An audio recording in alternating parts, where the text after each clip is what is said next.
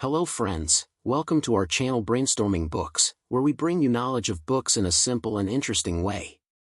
Today, we have a story of a book that has changed the thinking and lives of millions. We are talking about Robert Kiyosaki's bestseller book Rich Dad Poor Dad. This book gives you the opportunity to deeply understand the concepts of money, financial education, and the mindset of becoming wealthy. It contains the stories of two fathers, one is rich and second is poor. The central message of this book is how the thoughts and decisions of a rich father and a poor father impact their economic condition. In this video, we are going to explain the 6 lessons, the most important principles, and inspiring stories from Rich Dad Poor Dad in simple language. If you want to improve your financial life, this video will serve as a guide for you. You will learn how money can work for you, the difference between wealth and debt, why financial education is more important than your school curriculum, and how rich people become rich through their mindset. If you like the video, please like and share it, and don't forget to subscribe to our channel because our goal is to provide you with knowledge that will take your life in a new direction. Let's now embark on this amazing journey without delay and see what Robert Kiyosaki's great book has taught us. The thing is that Robert Kiyosaki, who is the author of this book, had 2 fathers. One father was educated and a PhD holder but lived in poverty all his life and died in poverty. For this reason, Robert referred to him as Poor Dad. On the other hand, his second father was not very educated but was quite wealthy, which is why Robert called him Rich Dad. So now, it's worth pondering. It says that how can a person have 2 fathers at the same time, and the answer is that their poor father, the real father, had one dream, that Robert would work hard in his studies and secure his future by getting a job in a big company. However, Robert's other father, who was wealthy, was actually the father of Robert's friend Mike, and he wanted Robert to learn not only from challenges in life but also from some lessons, because there are some lessons that can only be learned through life's experiences. School education only gives you good grades. It says that the lessons of life teach a lot. Undoubtedly, education is important, but one cannot achieve everything merely by relying on it. So, let's learn what we need to do and how. The first lesson is that rich people do not work for money. This may sound a bit strange, but this story will help you understand. The story is about a man who had a pit. Whenever he had to work hard with his donkey, whenever he wanted to get work done, he would dangle a carrot in front of the donkey. As soon as the donkey saw that carrot, it would continue to work, tempted by the thought of eating it. The man had high hopes that one day the donkey would reach that carrot. For him, it became a smart trick to get work done, but the poor donkey never managed to get that carrot. Now, why is that? Because the carrot was just a deception. Many people are just like that donkey, working hard. People work hard with the hope that one day they will become rich, but money remains just a dream for them. You can never reach that dream by just chasing after it. So instead of working for money, let money work for you. When you want to become rich, don't just work to make money, because the way we step onto the path of becoming wealthy, our fear and greed grow, and it takes control of us, making us afraid that we might end up poor. Because of this fear, we start working harder, then our greed overwhelms us, and we begin to imagine the beautiful things that can be obtained with money. Now, this very fear and greed entangles us in a cycle that never ends, so we work harder to earn more, and consequently, our expenses increase accordingly. It seems that this is what is referred to as the Rich Dad Poor Dad mindset. As a result, we work excessively hard to earn money, we spend, and this is a trap, meaning it is a snare, and you need to avoid falling into this snare of greed and fear, because most of us who want to be rich fall victim to this very trap. Face the reality. Your accountability is only to yourself, not to others. So, whatever questions you have, ask yourself, because only you have the answers to them. Are you working just for this reason? Are you looking for security in your life through a job where you're not afraid of being fired? Or are you just working to make a little money, thinking one day you'll get rich this way? Is this enough to satisfy you? If your answer is yes, I feel very sorry for your mindset, because the dream of becoming rich you have will never come true. You will always live in poverty, but if you don't have an answer, your first step would be to remove fear from your mind, because the fear of not earning enough money and greed forces you to act without thinking, and this step pushes us towards failure. Undoubtedly, we all have feelings of fear and desire within us, and it's natural, but don't let them dominate you so much that we start making irrational decisions under their influence. Stop thinking that my boss pays me less, I should get more, or I could earn more. Remember one thing, you are the only one responsible for your difficulties, no one else. If your salary is not increasing, do not blame it. When you take responsibility for your problems, only you can find their solution. And this is the first lesson and the first principle that Amir's father taught Robert. A part of this lesson was that the rich father put him to work in a convenience store. He did not receive any money for this work, he just kept working, and the benefit was that he engaged himself in his work wholeheartedly, and during this time, many new ideas came to his mind about how to get rid of money. He found several theories about this. He observed that the store's clerk used to tear the front page of the comic book into two parts. She would keep one part and throw away the other. Then, in the evening, a distributor would come to the store who took the upper half of the comic books for credit but in return provided new comic books. He used to live in such a state, then one day he asked that distributor if he could take old comic books. He agreed on the condition that he wouldn't sell them. This was a new business idea in his mind. He started renting those old comic books to his friends and other children for reading. In return, they took 10 cents rent for each book. Each book was given for reading for only 2 hours, so in reality, he wasn't selling them. They didn't even need to work in that garage from where he was selling comics. They rented it out and hired Mike's sister, for which she was paid good dollars every week. In just 1 week, she earned $9.5, and in this way, she learned to let money work for her instead of working for money. So, moving forward. The second lesson states why financial literacy should be taught. The point is that in 1923, a meeting was held at the Edgewater Beach Hotel in Chicago, attended by many world leaders and very wealthy businessmen.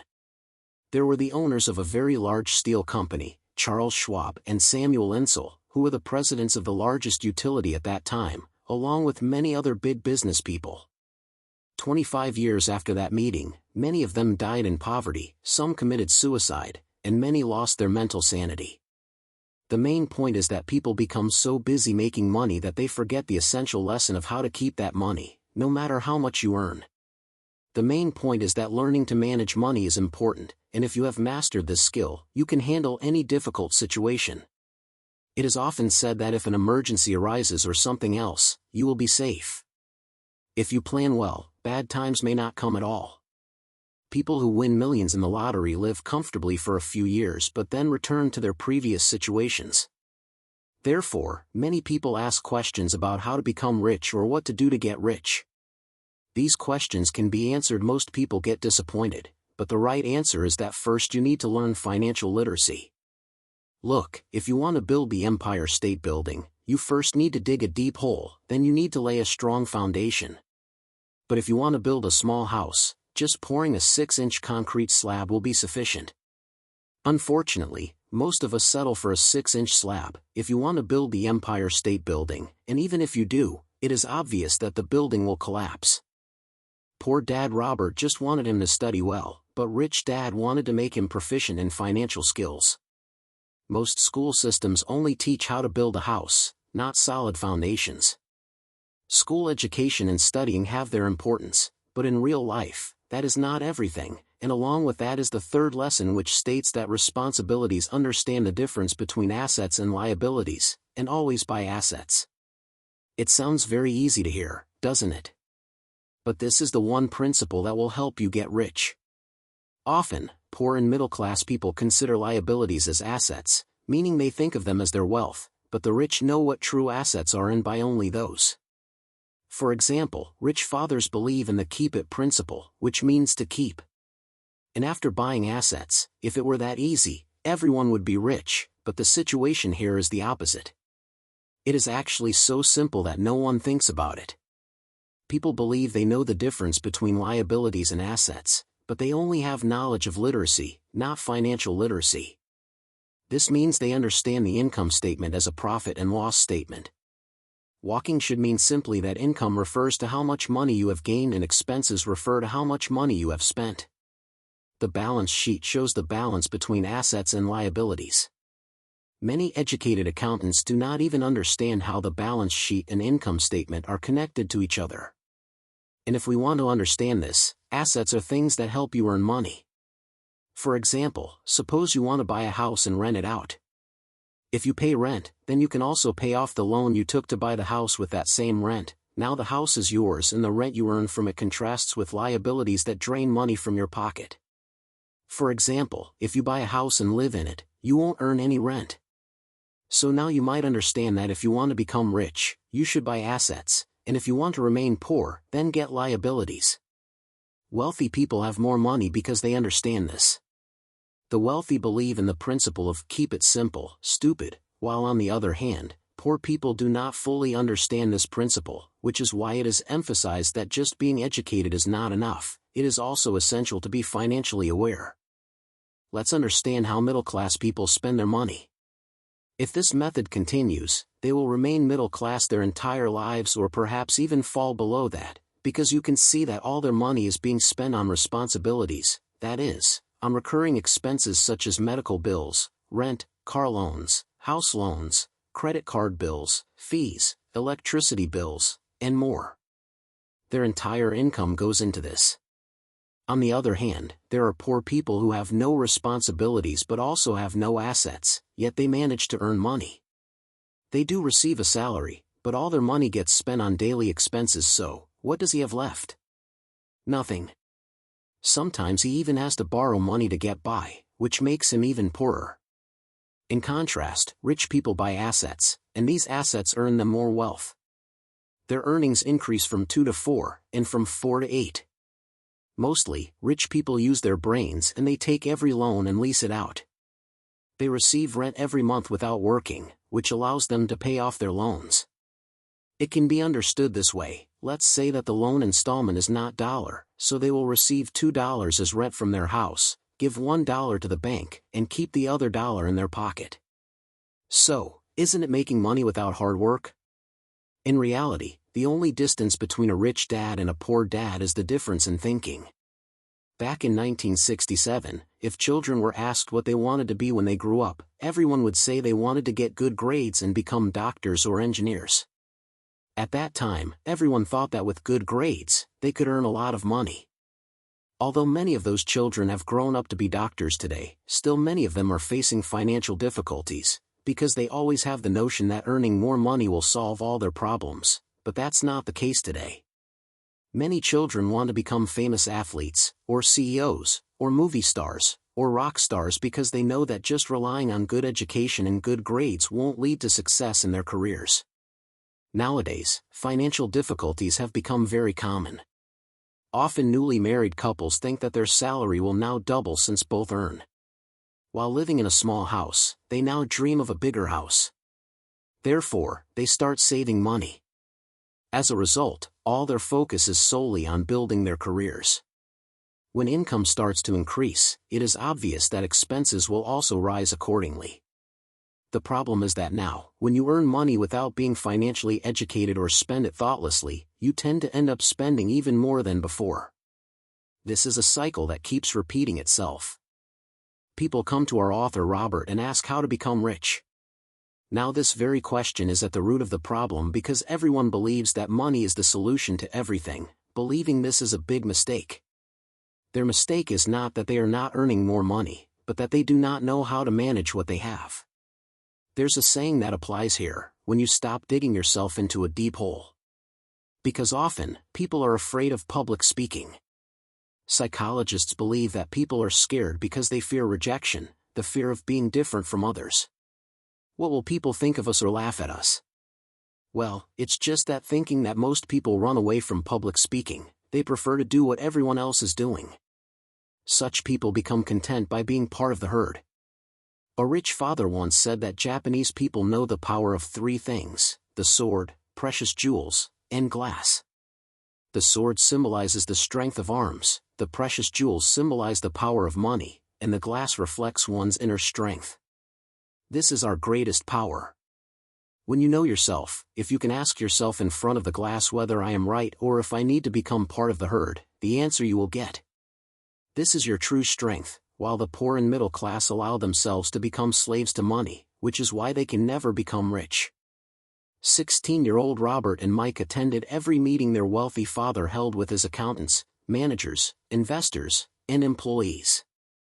Here we see a wealthy father who is uneducated, having dropped out of school at the age of 13, yet today he can hold meetings and interact with educated individuals who work under him.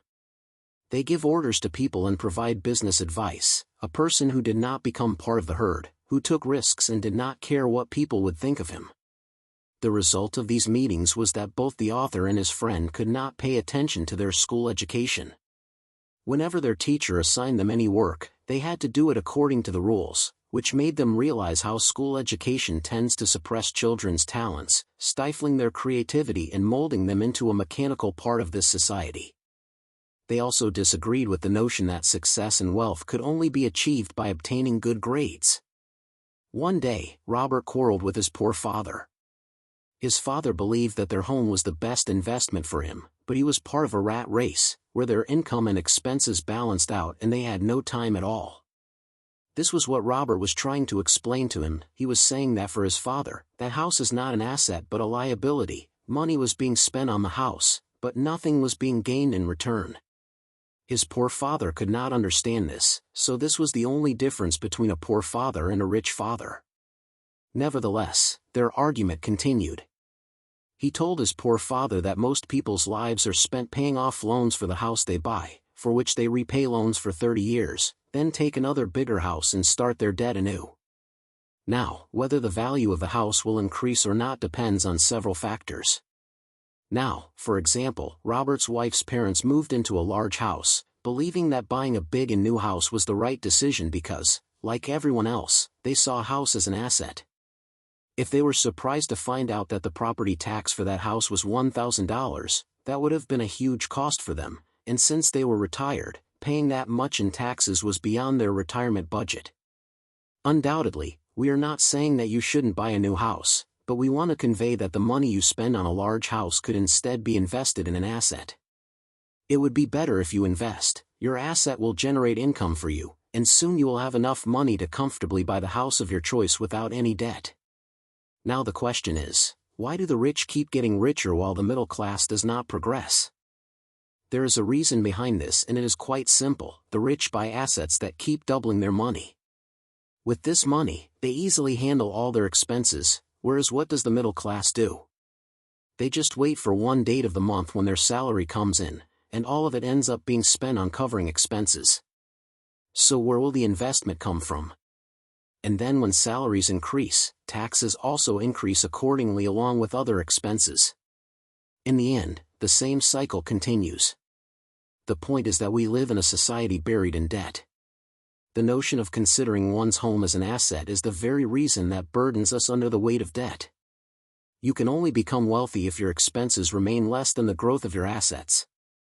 Along with this, there is a fourth lesson that says to focus on your work. The founder of the world's largest food chain McDonald's, Ray Kroc, gave a speech in an MBA class in 1947. This speech of his was very impressive to people. After the speech, when the MBA class students requested to spend some time with him, he went for a beer with them. During the conversation, he suddenly asked a question if they knew what business he was in. Now, everyone knew that he sold hamburgers. At this, he started laughing and said that his real business was in real estate because every location chosen for McDonald's is done thoughtfully. The land on which its franchise is located is also sold alongside it. So, it simply means that the franchisee of McDonald's has to buy that land as well. In this way, it also became a real estate business. This was the lesson that Rich Dad taught Robert, that often people work for everyone else while leaving nothing for themselves. They work for the government by paying taxes, they work for the company they are employed at, and they work for the bank by giving a hefty amount, and all of this happens because our education system is like that. Schools teach us to become employees, not employers. We become what we study. If you study science, you become a doctor. If you study mathematics, you become an engineer. This means that whatever you study shapes you. The problem is that this doesn't benefit students because they get confused about the difference between a job and a business. When someone asks what your business is, you shouldn't say that you are a doctor or a banker because that's your profession, not your business. Not saying this means that you should make whatever you do your business, not a job. Don't waste your whole life working for others to make them rich, but work to make your own life prosperous. Many people realize too late that their house loan is suffocating them, and then they feel that what they thought was an asset was never really an asset. Here we give you a few examples. A business that doesn't require your presence and can be run by others, because if you spend too much time there, it will not be a business but a job. Second, invest money in real estate. Third, buy stocks and bonds. So when buying assets, invest in things you like, because only then will you be able to focus on it. If you have an interest in it, you will understand it better. Robert K. was interested in real estate and stocks, especially investing in small companies. Following the advice of his wealthy father, he never quit his job. Instead, he kept working while also increasing and strengthening his list of assets. Never let a single penny you earn go to waste. Treat your money like a slave that works for you. If you want to buy luxury items, feel free to do so. It's not a big deal. But don't forget that this is the difference in mindset between the rich and the middle class, where the middle class will spend their money on luxury as soon as it comes in. The wealthy will buy it only at the end. Understanding this, you will learn about the biggest secret of the wealthy in the next lesson. The fifth lesson states that the rich create money. After Alexander Graham Bell invented the telephone, he patented it. As his business grew and became difficult to manage, he approached Western Union and offered to sell them his patent and small company for $100,000 at that time. The union president rejected the offer, feeling that the compensation was a bit excessive, and thereafter a large company, AT&T, was established. Robert has been teaching professionally since 1984. One thing he learned after teaching thousands of people is that there is potential in all of them. Indeed, every human has the potential to make us great. However, what holds us back is self-doubt. After leaving school, we realize that grades alone are not enough to move forward in life. It's not just the smart people who get ahead, but those who are also bold. It is true that to have financial intelligence, one needs knowledge, but courage and bravery are also required. Most people don't want to take risks when it comes to money, but to be rich, you need to. You will have to take risks because it is possible that in the coming years a new Bill Gates may emerge or the next Alexander, while the rest may end up bankrupt and poor. Now it is up to you to decide what you want to become among them. If you enhance your financial capacity, you can achieve a lot, and if not, the coming years could be even more dreadful because with every old thing, a new one comes along. So today is the most prosperous time. Robert has designed a game called Kinch Flow that teaches people about money. The way to become rich and how to get out of the rat race has been attempted to be explained through this game. One day, a woman came to play and she won a vote card, which meant she had won a board in the game. The woman was very happy, but when she found out that to take the vote she had to pay a large sum in taxes, her happiness vanished. That vote became a liability for her instead of an asset. She realized that if it continued this way, that vote could even take her life. She couldn't grasp this idea and demanded a refund. She got her money back and left. But later she called to say that she was starting to understand the idea of the game a bit. She was able to relate the game to her life. Her anger at not understanding how money works was justified. We often do the same with things that are beyond our comprehension. When we get angry at them, we start blaming them for every trouble in life, but if we think with a cool mind, this approach would be completely wrong. It would be better if we try to understand them, then we can win the game of life. That is, how creative can you be with money if given the opportunity? What would you do without money? And if you have money but no opportunity, what would you do in that case? All this depends on your financial intelligence. Most people know only one solution: to work hard and earn more money. But you need to learn how to create opportunities for yourself instead of waiting for them. The key point is that the wealthy know that money is not the real thing. The real thing is to understand its correct meaning. It is important to realize that what we need can be obtained through it. Our mind is our greatest asset. It is what can make us super rich or super poor, depending on how we use it. To keep pace with successful people, you need to learn how to cultivate the desire to increase money within yourself. You have to recognize your greatest asset. If we have to, let's understand this with an example from the 1990s in Arizona and Phoenix. The economic conditions were poor, and people there were being advised to save $100 every month. The idea of saving money for bad times is somewhat valid, but what good is the money that you keep saving? It's better to invest some part of it so that it can provide you with returns in the future. Anyway, let's talk about the people of Arizona and Phoenix, who were facing economic difficulties. In this scenario, it was a great opportunity for investors. People were selling their properties at low prices, which many investors quickly purchased. Robert also bought a house worth $400,000 for just $60,000. After that, he placed an advertisement in a lawyer's office that the house worth $400,000 was available for only $60,000, and consumers flocked to it. Robert's phone did not stop ringing. This money was going to come to him from the asset he had taken from the consumer as a primary note, and it took him only 5 hours to earn that money. The $40,000 he invested came from his asset column. They were created, and without taxes, they suddenly took advantage of an opportunity that arose, adding this money to their income column. A few years later, their business generated so much money that company perks like a car, gas, insurance, client dinners, and other expenses all fell under coverage, as long as the government didn't impose taxes on these expenses. Most of these were spent as pre-tax expenses. A few years later, a house that sold for $60,000 was now worth $600,000. They still had some opportunities, but they were so few that Robert had to consider them as precious assets, and he needed time for that. He had to move forward and now had to look for new opportunities. Now, ask yourself a question: working hard is also very hard work. Pay the percent tax and save the rest. Now, that savings will give you 5% interest, and then you will have to pay tax on that too. It would be better to invest your money and time in your most powerful asset, your mind, and become financially savvy.